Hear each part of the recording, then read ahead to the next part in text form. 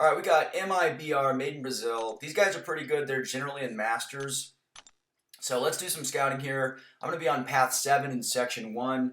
We've got Blade on Power Bond, I believe it's called, and Kinetic Transference. We'll talk about that a little bit more when we get to that fight. And then we've got Mr. Terrence. And then Section 2, we've got Spider Gwen on Spite. I'm just going to be using Quake Parry style there, not Trigger Dex. And then Dr. Doom and Dragon Man on Kinetic Transference. Power gain nodes, good placement for them. I'm going to be using Magic. And then up here on Mini Island, I've got Wasp with Quake and Sorcerer Supreme on node 54. Aspect of Evolution, improved power gain. I'm just going to be using Magic for that. You guys have seen me take that fight before. So, all right, going in here. So this node is interesting. It's got Power Bond, which says that power drain abilities are 90% less effective. However, as you guys will see here, OG Vision does not power drain, he power burns, which means that this node does not apply to him at all. Blade is pretty common placement on this node. Most alliances that are placing Blade on defense at all will put him here. And OG Vision just kind of bypasses it altogether because it only affects power drain abilities, not power burn. So yeah, just for future reference, OG Vision is unaffected. You do still have to deal with Kinetic Transference, but it's a very, very easy and safe fight. Just be smart, don't be an idiot, and you should be able to get through it pretty easily. I went into this fight fully unboosted. I just wanted to clear it. To me, this is as much of a diversity placement as possible, with considering my matchup, because I have the best counter to this node in the game, and I'm not running suicides, obviously. I still, at this point, have my defensive build. So I can just refresh or recycle my SP1 and SP2 just to keep him power drained and heal blocked and all that stuff. So pretty easy stuff. He's down. And then the next fight is going to be Terrax. This node is Matador. And you know, it's a pretty straightforward Quake fight.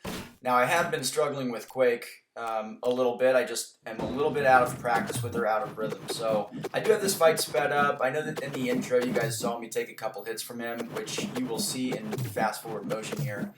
But yeah, I mean overall this is a super easy fight with Quake. There I took my 2 hits, and I'm just going to be doing a combination of Dex and Parry style just to kind of ease myself back into practice with Quake. Also, you guys noticed that I used a combat regen boost. That is not necessary against Terrax. The reason that I used it is because I'm also taking this rank 3, I believe it's a rank 3 man thing, on this power snack node, and I did remove dexterity.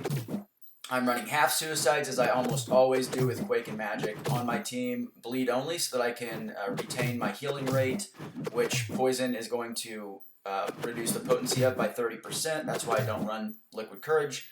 And I know that I'm going to take a lot of black damage in this fight. I also know that, obviously from the bleed suicide, I lost a decent amount of my health at the beginning, even with the combat regen boost. So the reason that I take Dex off here is if you accidentally trigger Dexterity at least any time in this fight with Quake, Man-Thing can nullify on contact. I believe the percentage chance is only 5%. I could be a little bit off on that, but the point is that it's possible. And if that does happen to you, if you gain a Dexterity buff, and then he hits into your block and nullifies it, he can feed Mystic Dispersion, and then of course Power Snack also. It can just give him a bunch of power, and then you can get wrecked by him. I've seen it happen. So, alright, here we are in Section 2. I am fully boosting here. Not for this fight, just because I'm going to be taking that Dr. Doom and Dragon Man, and then of course Sorcerer Supreme and Wasp on Mini Island.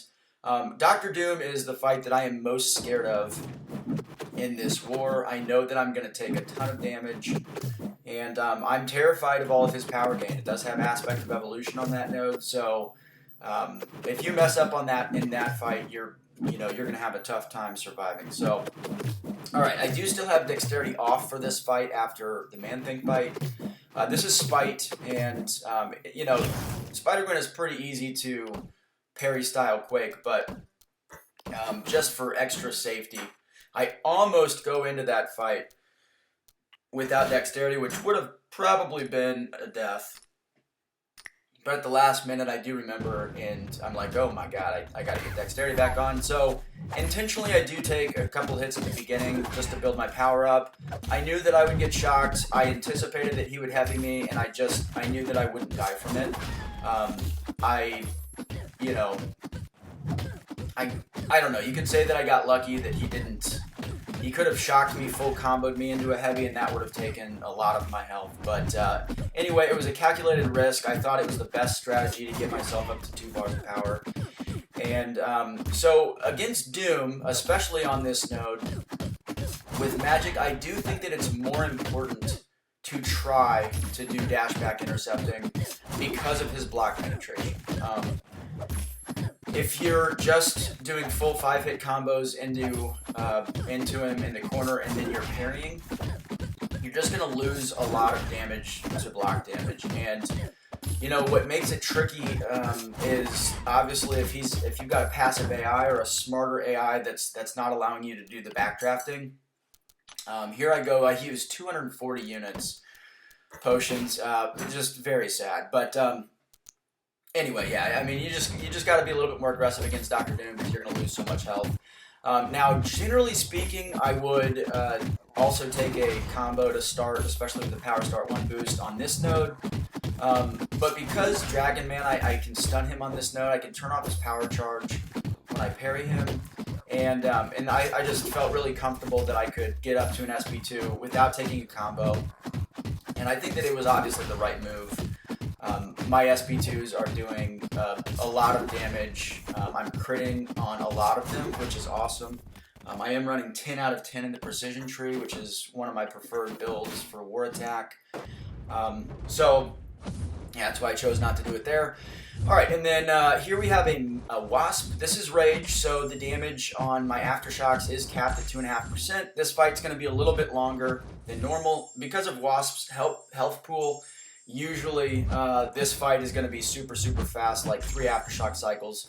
Another thing is I don't have it sped up quite yet. I will speed up the remainder of the fight, but I wanted to show you guys that I am kind of alternating between deck style and parry style. So there are going to be a couple examples that I'll point out. So I'm doing some parries. I think I'm going to do a couple parries here too, just straight up parry style. And it's really just a rhythm thing. It's just totally a me thing. There's not really any benefit to it per se.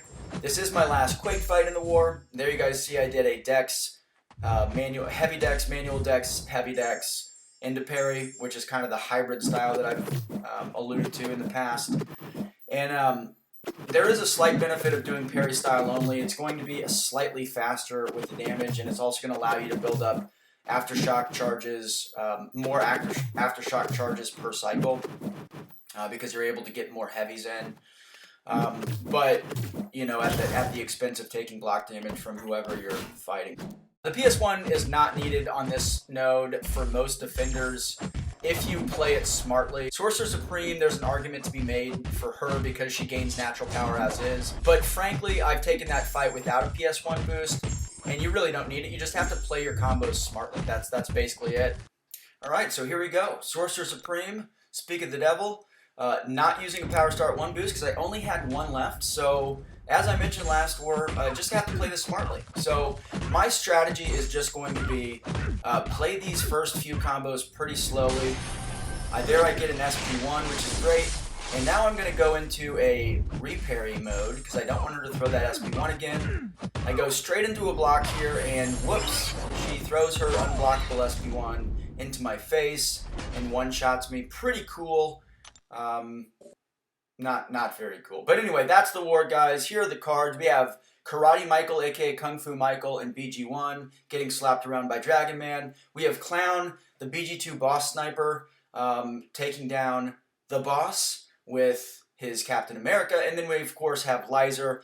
Check out her video, and Mike's going to have his video out soon. That's it for the video on my channel. Hope you guys enjoyed. Leave a like and a comment. Please subscribe, and if you want one of those cards, become a channel member. I'll see you in the next one.